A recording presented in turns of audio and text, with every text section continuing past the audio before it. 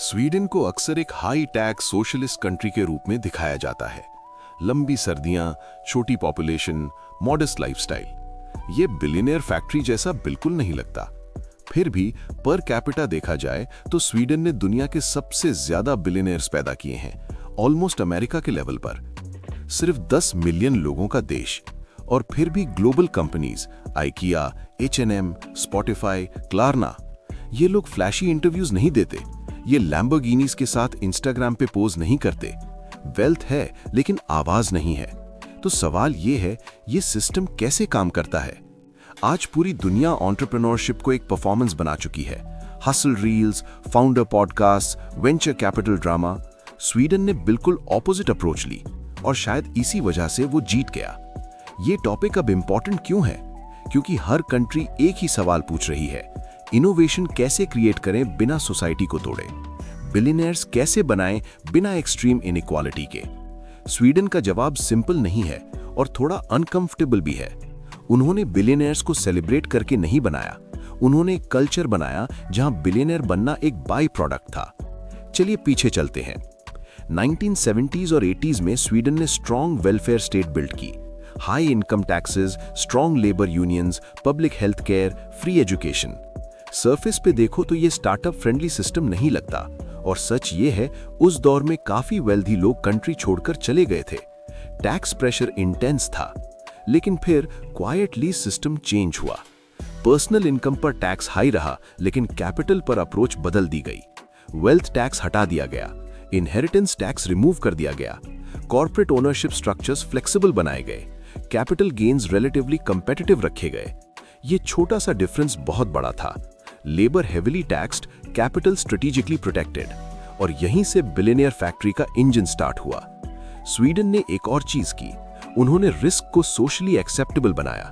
अगर आप स्वीडन में बिजनेस स्टार्ट करते हो और फेल हो जाते हो, आप बर्बाद नहीं होते। Health care free, education free, basic safety net strong, मतलब डाउन साइड लिमिटेड। ये साइकोलॉजिकल इफेक्ट पावरफुल होता है। जब गिरने का डर कम होता है, लोग जंप ज्यादा कॉन्फिडेंटली लेते हैं। आयरनी देखिए, हाई टैक्स वेलफेयर स्टेट ने रिस्क टेकिंग को सप्रेस नहीं किया, उसने उसे स्टेबलाइज किया। फिर आता है एजुकेशन सिस्टम। स्वीडन ने रोट लर्निंग पर फोकस नहीं किया, उन्होंने इंडिपेंडेंट थिंकिंग, डिजाइन, इंजीनियरिंग और कोलैबोरेशन पर फोकस किया।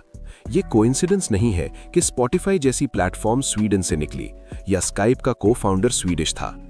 टेक लिटरेसी यहाँ कल्चरल लेवल पर एम्बेडेड है। फिर कल्चरल फैक्टर। स्वीडन में एक कॉन्सेप्ट है लगम, मतलब not too much, not too little, balance. ये मेंटालिटी बिजनेस में भी रिफ्लेक्ट होती है। फ्लैशी सक्सेस डिस्प्ले करना कल्चरली फ्राउंड अपॉन है। वेल्थ को अग्रेसिवली शो करना एडमायर्ड नहीं होता। इसीलिए स्वीडिश बिलियनियर्स क्वाइटली ऑपरेट करते हैं। उनका फोकस स्केल पर होता है, स्पेक्टिकल पर नहीं। अब आती है अनकंफर्टेबल मैथ।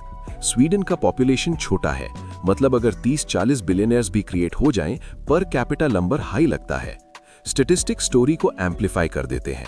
लेकिन यह भी सच है कि स्वीडन ने डिस्प्रपोर्शनेटली ग्लोबल ब्रांड्स क्रिएट किए, और इसका एक हिडन मैकेनिज्म है। स्वीडन में कैपिटल मार्केट्स और पेंशन फंड्स का स्ट्रक्चर लॉन्ग टर्म ओरिएंटेड है। Short term quarterly pressure comparatively कम है, मतलब फाउंडर्स को पेशेंस मिलता है।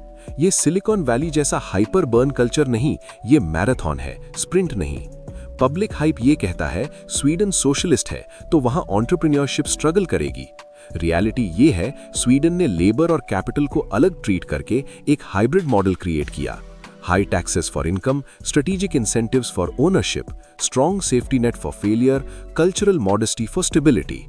लेकिन हर सिस्टम का रिस्क होता है। हाई लेबर टैक्सेस टैलेंट को पुश कर सकते हैं। ग्लोबलाइजेशन के एरा में फाउंडर्स रीलोकेट करना आसान है, और अगर वेलफेयर कॉस्ट सस्टेनेबली मैनेज ना हो, प्रेशर बिल्ड होता है।